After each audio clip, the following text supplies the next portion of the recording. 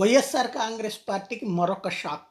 శాసన మండలి సభ్యుడు మొన్న మధ్యన వంశీకృష్ణ యాదవ్ ఓ పక్కన బీసీలకి భారీ పదవులు, బీసీలకి ఎమ్మెల్యేలు, బీసీలకి ఎమ్మెల్సీలు ఇట్లా ఇస్తున్నారు, బీసీలకి ఎంపీలు ఇస్తున్నారు రాజ్యసభ అని చెప్పుకుంటే, అదే బీసీ సామాజిక వర్గంలోని వంశీకృష్ణ యాదవ్ జనసేనకి వెళ్తే ఇప్పుడు జంగా కృష్ణమూర్తి కూడా జనసేనకి వెళ్తారా తెలుగుదేశంకి వెళ్తారనేది చూడాలి. ఆయనకి ఎమ్మెల్సీ ఇచ్చారు, వాళ్ళ అబ్బాయి ఒక అబ్బాయికి ఏమో జడ్పీ మెంబర్ ఇచ్చారు, ఇంకొక అబ్బాయికి వచ్చినేమో సర్పంచ్ కూడా ఇచ్చారు. కాకపోతే ఆయనకి తనకి ఎమ్మెల్యే కావాలనుంది. అక్కడ ఎమ్మెల్యే అక్కడ ఉన్నటువంటి ఏదైతే గురజాల సీట్ ఇవ్వట్లేదు కాబట్టి అలిగారు.